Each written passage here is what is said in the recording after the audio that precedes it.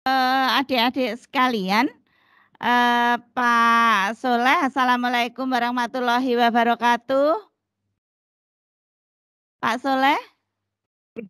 Assalamualaikum warahmatullahi wabarakatuh. Waalaikumsalam Selamat siang, warahmatullahi salam wabarakatuh. sejahtera bagi kita sekalian.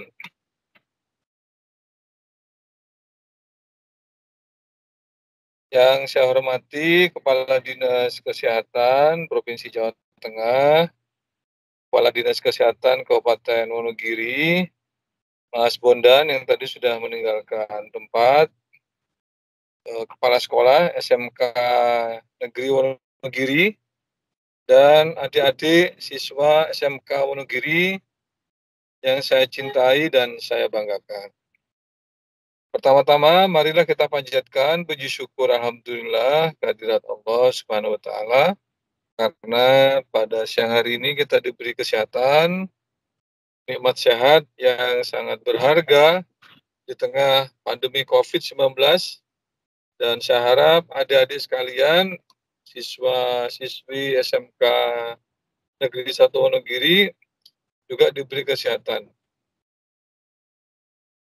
Terima kasih atas waktunya. Jadi saya mendapatkan materi terkait dengan kesehatan reproduksi remaja, di mana betapa pentingnya kesehatan reproduksi remaja ini buat adik-adik dan kaitannya dengan pernikahan dini atau kawin bocah. Jadi mungkin langsung masuk ke slide-nya. Saya kira latar belakang penting ya, kenapa terkait dengan masalah kesehatan reproduksi ini, karena itu terkait dengan angka kematian ibu, angka kematian bayi dan sebagainya, dan itu betapa pentingnya menjaga kesehatan reproduksi. Terus masuk ke slide berikutnya. Adik-adik sekalian, perlu diketahui bahwa Indonesia itu mendapatkan bonus demografi, di mana usia produktif anak-anak, usia produktif itu sangat besar sekali.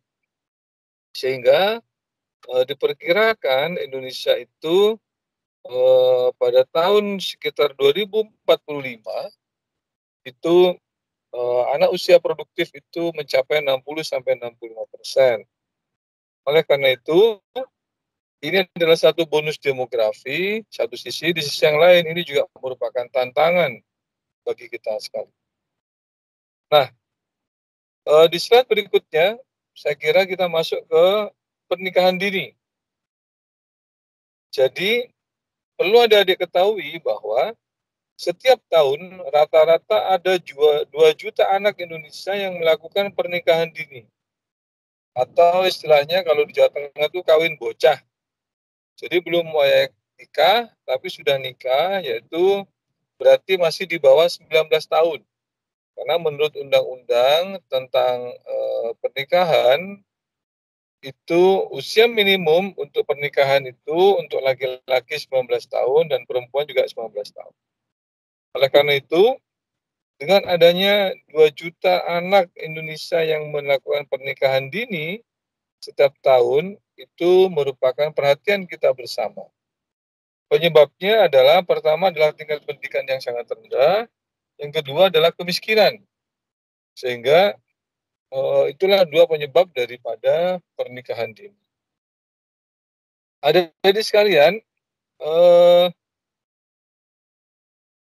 pernikahan dini ini atau istilahnya cinta terlarang ya, bahwa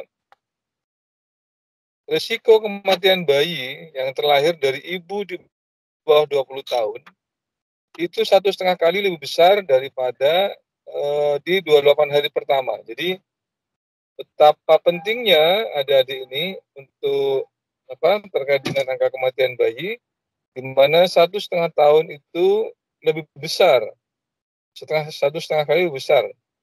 Nah, dalam keluarga berpenghasilan rendah, kemungkinan pernikahan anak itu lebih besar 2 kali lipat. Jadi faktor kemiskinan ini jadi salah satu penyebab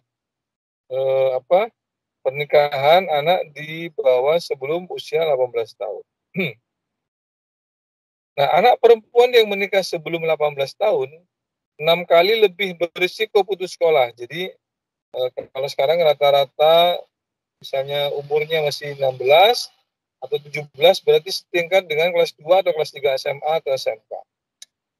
Nah, angka pernikahan di bawah umur di pedesaan 1,5 kali lebih tinggi dari perkotaan. Ini adalah angka-angka BPS yang perlu ada diketahui bahwa faktor penyebabnya pertama adalah terkait dengan perekonomian, yang kedua adalah istilahnya pernikahan anak menyebabkan anjloknya pertumbuhan ekonomi dan hilangnya 1,7% GDP pada tahun 2014. Jadi ini adalah fakta-fakta dari BPS yang perlu ada diketahui. Nah, adik-adik sekalian, terkait dengan pentingnya reproduksi ini, menurut saya pertama adalah keadaan sehat secara fisik, reproduksi ini, mental dan sosial secara utuh, tidak semata-mata bebas dari penyakit atau kecacatan yang berkaitan dengan sistem fungsi dan proses reproduksi. Jadi itu definisi dari reproduksi. Nah, remaja tentu perlu mengetahui informasi kesehatan reproduksi untuk menjalankan proses, fungsi, dan perilaku reproduksi yang sehat dan aman. Perempuan akan menjadi calon ibu yang harus mempersiapkan kehamilan agar dapat melahirkan anak yang sehat dan berkualitas. Jadi organ reproduksi saya kira adik-adik tahu ya, baik laki-laki maupun perempuan, kira-kira gambarnya seperti itu. Nah, terkait dengan bagaimana sih cara merawat organ reproduksi, salah satunya adalah bagaimana kita mengganti pakaian dalam minimal 2 kali sehari. Jadi pakaian dalam itu kalau bisa yang menyerap keringat dan cairan, jadi tidak yang panas gitu. Pakai handuk yang bersih dan kering, bukan yang basah. Yang berikutnya adalah menggunakan celana yang tidak ketat. Karena kalau celana kita ketat, itu akan memperbanyak keringat. Nah, terkait dengan perempuan, tentu membersihkan organ reproduksi secara rutin itu menjadi penting setiap habis mandi. Tidak menggunakan cairan pembilas karena itu bisa membunuh bakteri baik dalam vagina dan memicu tumbuhnya jamur. Jika sering keputihan atau berbau atau berwarna, terasa gatal, maka organ reproduksi itu perlu diperiksakan ke petugas kesehatan, jadi ke puskesmas atau ke dokter terdekat. Nah, kalau bagi laki-laki, dianjurkan untuk sunat untuk menjaga kebersihan agar istilahnya kulit luar dari kepala penis itu bisa bersih. Yang kedua, jika ada keluhan pada organ kelamin dan daerah sekitar kelamin, segera memeriksakan diri ke petugas kesehatan. Nah, adik-adik sekalian, saya akan fokus kepada pernikahan dini. Saya menghimbau agar adik-adik, para guru, para siswa, bagaimana kita untuk mencegah pernikahan dini atau kawin bocah dan memberikan sosialisasi kepada adik-adik dan juga teman-temannya, keluarganya, bahwa pentingnya kita itu menikah sesuai dengan peraturan perundang-undangan, yaitu laki-laki 19 tahun, perempuan juga 19 tahun. Karena usia 19 tahun itu dipandang cukup bagi alat reproduksi wanita, baik itu juga dalam masa kehamilan dan sebagainya, sehingga kemungkinan terjadinya hal-hal seperti angka kematian bayi, angka kematian ibu, dan sebagainya itu bisa lebih rendah. Jadi sekali lagi saya menghimbau, ayo kita gerakkan bersama-sama agar angka kematian bayi itu menurun, angka kematian ibu menurun, untuk kita mengurangi pernikahan dini. Yang lebih penting lagi adalah kita perlu mencegah supaya tidak terjadi pernikahan dini, yaitu kalau bisa jangan melakukan seks pranikah pada remaja. Karena kalau seks pranikah pada remaja, salah satu penyebab pernikahan adalah hamil duluan. Jadi adik-adik, saya menghimbau jangan sekali-kali melakukan seks pranikah, karena kalau melakukan itu, begitu hamil mau tidak mau, adik-adik pasti dipaksa untuk menikah oleh orang tua. Dan dipaksa bertanggung jawab pasti sama orang tuanya, sehingga kembali kita kepada pendekatan agama kita, misalnya yang Islam ataupun agama yang lain, untuk menghindari terjadinya seks pranikah agar tidak mengurangi daripada pernikahan dini yang ada di Indonesia. Saya kira itu, Bu Moderator, materi yang dapat saya sampaikan. Kurang lebihnya saya mohon maaf, karena saya lagi posisi di Dapil, di Pekalongan. Kalau misalnya nanti ada kegiatan-kegiatan lain, mungkin nanti saya mohon izin ya, Bu. Matur nuwun, saya kembalikan. Assalamualaikum warahmatullahi wabarakatuh. Salam warahmatullahi wabarakatuh. Matur suwun Pak Muhammad Soleh atas waktunya. Mohon maaf ini Pak Muhammad Soleh masih standby? Kalau tidak ada pertanyaan, mungkin saya bisa undur diri ya, Bu. Kalau Oh tidak ada iya, pertanyaan. sebentar Pak Muhammad Soleh. Kami tanyakan ke audien. Bisa dikembalikan ke iya, oke. Dikembalikan ke layar awal. Nggih. Halo, adik-adik sekalian, ada yang ingin ditanyakan dari Pak Muhammad Soleh yang menyampaikan materi tadi terkait dengan kesehatan reproduksi remaja. Ada yang mau ditanyakan? Nggih? Oke, bisa maju ke depan. Ada pertanyaan Pak Soleh? Sementara ada 2. Silakan menyebutkan nama, kemudian agak keras sedikit ya Mbak. Iya, oke. Silakan. Perkenalkan, nama saya Karunia Lestari, kelas 11 AKL 3. Izin bertanya, kenapa menstruasi itu kadang tidak teratur? Gitu, udah. Teratur, iya. Perkenalkan, nama saya Sancita Dewi Damastiti dari kelas 11 BDP 2. Izin bertanya, bagaimana itu jenis pergaulan bebas yang baik, yang sehat, pergaulan bebas yang baik, yang biar tidak kelewatan gitu.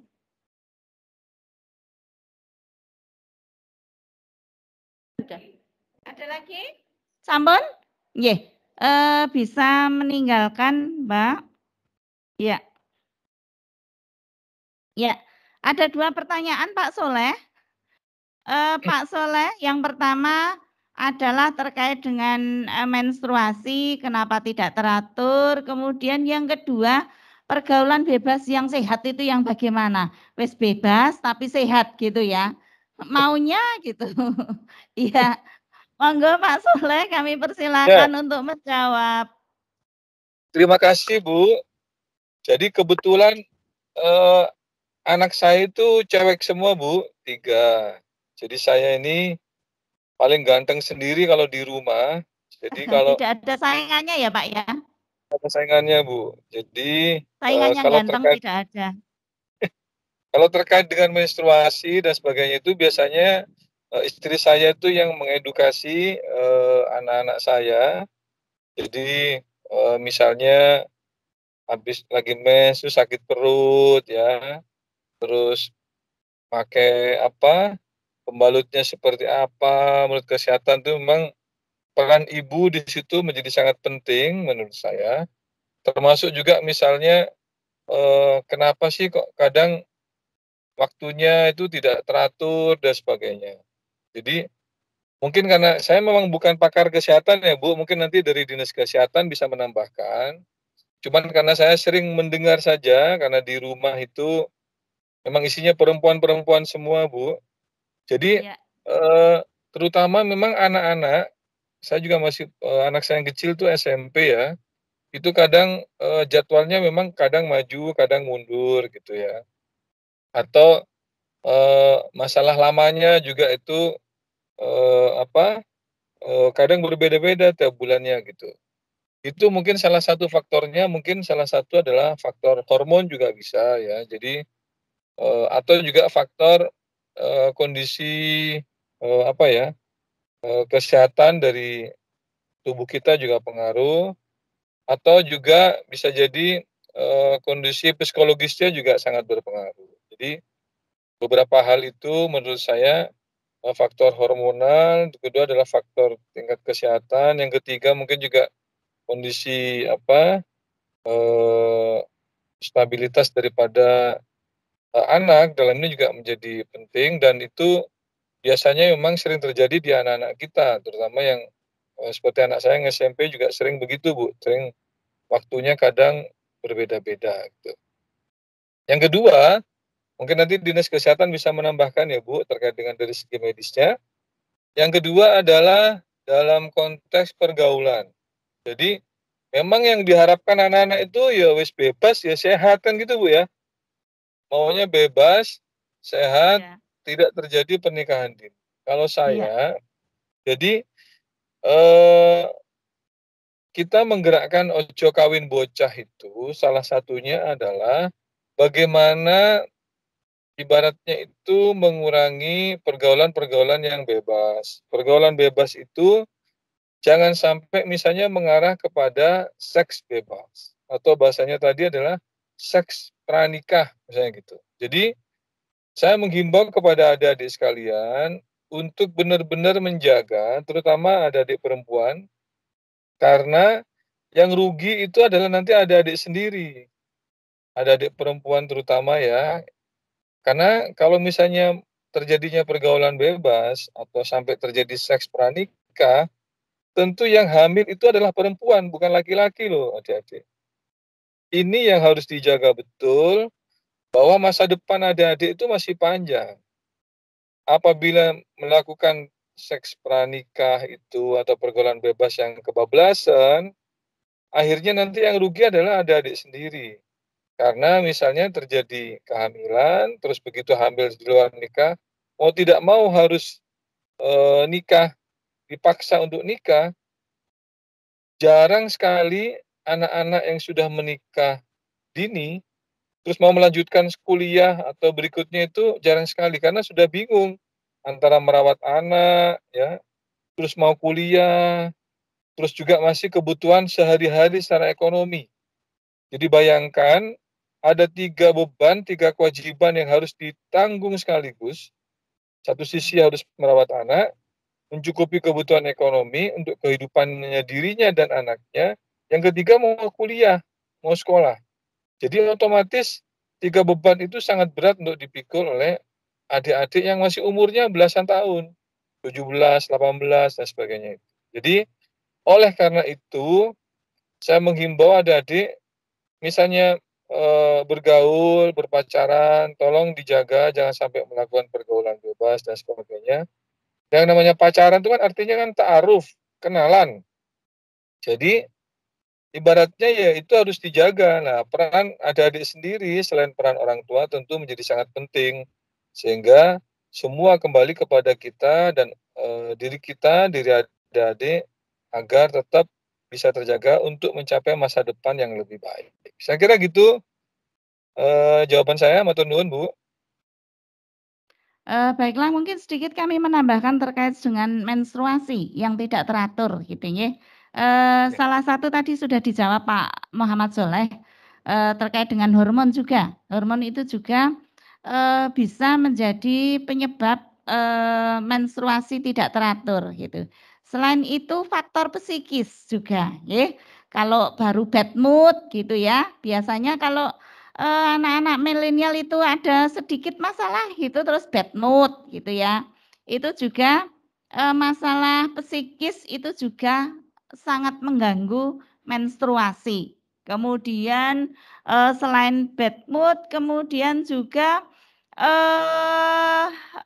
banyaknya Mungkin aktivitas ya, aktivitas dalam arti mungkin banyak PR itu kan juga berpengaruh pada psikis begitu ya. Itu yang biasanya mempengaruhi terkait dengan siklus menstruasi, gitu ya. Siapa tadi yang tanya? Iya, oke, ya. Terus, nggak ada hadiahnya. Nanti hadiahnya ambil di Pekalongan ya Pak Saleh. Pak Soleh. Iya. Hadiahnya nanti kirim nomor rekening aja, Bu. Oh, Bisa iya. di WA tuh. Nanti Dari sekalian dinas saya setor rekening ya Pak. saya Iya. kirimi dong. Kemudian ya terkait pernikahan pergaulan bebas. Wes pergaulan bebas kok yang sehat. Iya Gijal. Iya. Pada intinya seperti tadi yang disampaikan Pak Soleh bahwa untuk generasi harapannya bahwa generasi-generasi sekarang itu bolehlah kita mungkin menjadi ikon generasi milenial ya. Tapi seperti tadi narasumber yang terdahulu tadi menyampaikan bahwa kalian adalah merupakan agent of change ya. Generasi pada masa era perubahan. Begitu harapannya tetap kita masuk pada generasi yang saat ini yaitu generasi milenial, tetapi kita tetap berpedoman bahwa kita berpedoman pada gaya hidup yang sehat, gitu ya. Pergaulan, yang namanya pergaulan tetap tidak ada pergaulan bebas yang sehat itu ya tidak ada. Ya. Pergaulan ya pergaulan yang sehat sesuai dengan norma dan budaya. Kalau tadi disampaikan Pak Soleh bahwa jo kawin bocah gitu ya. Karena apa? Karena biasanya kalau usia-usia kalian itu secara mental juga belum siap, ya, secara fisik itu juga belum matang. Oleh karena itu, program pemerintah adalah jangan sampai ada pernikahan dini. Karena secara mental dan secara fisik kalian belum siap. Begitu nggih Pak Soleh kira-kira? Halo Pak Soleh? Nggih, oke. Masih ada pertanyaan lagi? Iya, masih ada Pak Soleh. Masih ada 2 penanya lagi. Bisa gabung ya Pak Soleh? Singkat dan padat ya Bu. Iya, singkat padat. Untuk yang terakhir bertanya kepada Pak Soleh, silakan maju. Singkat dan padat.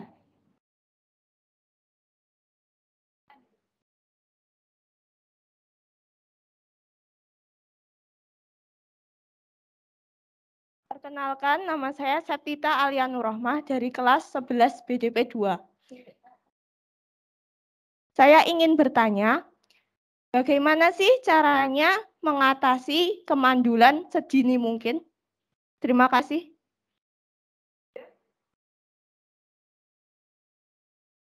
Nama saya Aprilia Salsabila dari kelas 11 Tata Busana. Saya ingin bertanya, kalau seumpama sudah mengalami mandul, apakah bisa diobati atau tidak? Kalau bisa diobati, bagaimana caranya? Oke, ini topiknya yang kedua ini masalah mandul Pak Soleh. Kami persilakan Pak Soleh untuk menjawab.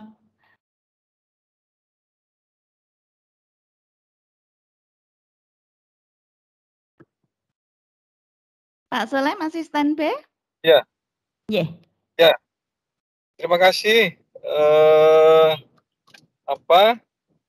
Istilahnya pertanyaannya ya, bagaimana, apa sih penyebab ataupun juga kalau sudah mandul itu seperti apa?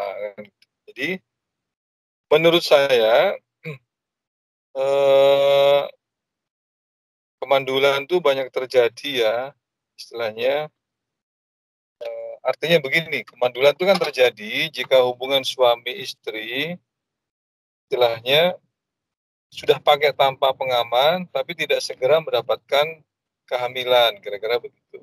Jadi terkait dengan kemandulan ini yang banyak terjadi dialami oleh suami dan istri sehingga sudah menikah bertahun-tahun misalnya ya, tapi tidak memiliki anak misalnya gitu. Nah, adik-adik sekalian, terkait dengan masalah kemandulan itu, tentu faktornya bukan hanya faktor pada wanita, tapi juga bisa jadi terjadi pada prianya gitu. Makanya saya juga memiliki teman yang misalnya sudah menikah lama tapi tidak segera menikah, tidak segera punya anak misalnya gitu. Hal yang pertama dilakukan adalah memeriksakan ke dokter. Diperiksa oleh dokter, misalnya yang cowok itu spermanya itu sehat apa tidak. Terus yang wanita juga seperti apa, diperiksa sama dokter. Tingkat kesuburannya yang wanita juga seperti apa gitu ya. Jadi bukan hanya semata-mata dari faktor perempuannya, tapi laki-lakinya juga dicek. Bagaimana sih tingkat kesuburan dari organ yang laki-laki maupun dari perempuan. Nah, kalau di wanita, misalnya bagaimana sel telurnya itu bisa nggak dibuahi oleh laki-laki misalnya gitu ya, atau misalnya kondisi rahimnya seperti apa misalnya gitu ya, sehingga di saat seorang laki-laki itu melakukan hubungan dengan perempuan, spermanya itu kadang misalnya tidak bisa ketemu dengan ini karena terlalu lemah misalnya dari sperma dari si laki-laki, sehingga menurut saya memang harus dicek sedini mungkin. Kalau dalam konteks ini kan tentu kita harus sehat dua-duanya, baik laki-laki maupun perempuan.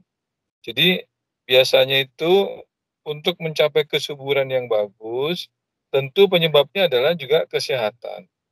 Nah, kesehatan ini tentu akan berpengaruh terhadap produksi sperma maupun sel telur dari perempuan maupun laki-laki. Oleh karena itu, kalau ditanya bagaimana penyebabnya sebenarnya sih, penyebabnya itu memang bermacam-macam. Ada juga misalnya orang mengatakan bagi laki-laki itu merokok bisa menyebabkan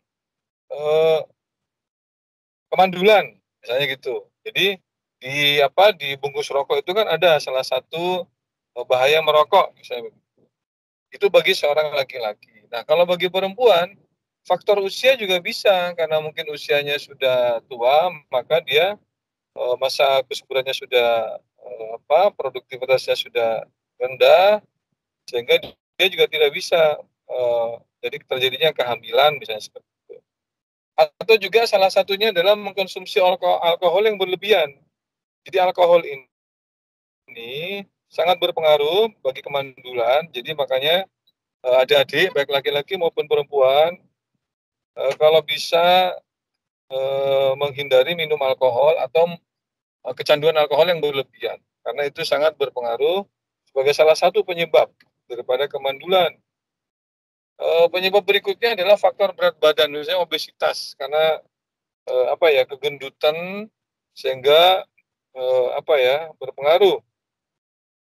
Selain juga adalah kondisi kesehatan, jadi kondisi jarang olahraga misalnya ya. Terus ada kondisi-kondisi medis tertentu yang itu menyebabkan kemandulan, misalnya akibat kena kanker sehingga sering di kemoterapi dan sebagainya. Jadi saya kira perlu dicek dulu adik-adik terkait dengan kemandulan ini. Pertanyaannya, apakah kalau mandul bisa diobati? Tergantung penyebabnya. Yang menyebabkan kemandulan itu apa? Faktor prianya atau wanitanya. Misalnya karena penyakit, berarti penyakitnya yang diobati. Kalau misalnya itu karena kurang subur, mungkin perlu asupan makanan yang bagus, perlu olahraga yang bagus, ya hiduplah hidup sehat. Misalnya terlalu banyak alkohol, merokok dan sebagainya, sehingga itu perlu berhenti untuk melakukan itu. Jadi banyak hal adik-adik terkait dengan kemandulan ini, baik terjadi di pria maupun wanita, sehingga mungkin lebih detailnya mungkin nanti ibu dari kesehatan bisa menjelaskan, karena kalau saya jelaskan tuh nanti saya tiba-tiba menjadi dokter ahli kesehatan. Karena padahal saya ini ahlinya insinyur. Saya insinyur tata kota, S2 saya adalah magister energi. Jadi harap dimaklumi adik kalau saya tidak ini mungkin karena sering tadi itu, karena saya memang dalam keluarga saya memang isinya perempuan semua, sehingga sering berdiskusi dengan istri maupun anak-anak, sehingga saya agak tahu dikit-dikit terkait dengan masalah reproduksi maupun juga terkait dengan hal-hal perempuan tadi itu. Saya kira gitu Bu, jawaban saya, matur nuwun. Oke, terima kasih Pak Soleh. Yang perlu digarisbawahi dari tadi yang disampaikan Pak Soleh adalah bahwa terkait dengan kemandulan itu memang banyak faktor. Yang kedua, bagaimana mencegahnya? Mencegahnya sebetulnya mudah. Bagaimana kita semua bisa berperilaku sehat, ya, berperilaku sehat termasuk pergaulan yang sehat pula. Berperilaku sehat tadi sudah sedikit banyak disinggung Pak Soleh bahwa termasuk tidak merokok, kemudian tidak minum alkohol. Itu juga adalah gaya hidup yang sehat. Banyak istirahat, lakukan aktivitas fisik yang sehat setiap hari secara konsisten. Itu nggih, dengan makanan-makanan yang bergizi tentunya. Begitu pertanyaannya yang dari belakang? Nggih. Begitu nggih? Ya. Kuncinya adalah pada perilaku sehat, pergaulan sehat dan gaya hidup yang sehat. Begitu nggih Pak Soleh? Nggih, betul Bu, setuju. Oke, mungkin untuk mengakhiri narasumber dari Pak Soleh, mohon closing statement dari Pak Muhammad Soleh, kami persilahkan. Ya, terima kasih sekali Bu, saya sudah bisa bertemu dengan adik-adik dari SMK Negeri 1 Wonogiri. Jadi, saya kira pertanyaannya tadi sangat bagus, karena masa-masa usia umur kelas 11 itu ya, kelas 12 itu adalah masa-masa bertanya, masa-masa transisi remaja, pengen tahu, saya kira itu wajar. Sekali lagi, saya pesan buat adik-adik, belajar yang bagus, tetap jaga protokol kesehatan, gantungkan cita-citamu setinggi langit, gantungkan cita-citamu di antara bintang-bintang, karena kalau misalnya itu bintangnya jatuh, masih banyak bintang-bintang yang lain untuk bisa menggantungkan cita-cita adik-adik sekalian. Jaga kesehatan, jaga pergaulan, masa depan adik-adik masih panjang. Saya yakin dari SMK 1 Wonogiri ini akan melahirkan anak-anak atau adik-adik yang calon pemimpin-pemimpin depan yang di masa yang akan datang. Ya Rabbal Alamin. Saya kira gitu Bu, matur nuwun. Assalamualaikum warahmatullahi wabarakatuh. Waalaikumsalam warahmatullahi wabarakatuh. Matur suwun Pak Soleh, kita bisa bertatap muka walaupun hanya lewat Zoom. Mudah-mudahan ada kesempatan untuk bisa bertatap muka langsung. Mohon doanya adik-adik di Wonogiri ini untuk selalu sehat, untuk meneruskan cita-cita yang seperti dipesankan dari Pak Soleh tadi. Matur suwun Pak Soleh atas waktunya. Terima kasih sekali atas pencerahannya, atas ilmunya. Mudah-mudahan adik-adik di sini tetap semangat untuk meraih cita-cita yang setinggi mungkin. Matur suwun Pak Soleh. Assalamualaikum. Waalaikumsalam, terima kasih atas waktunya. Matur suwun.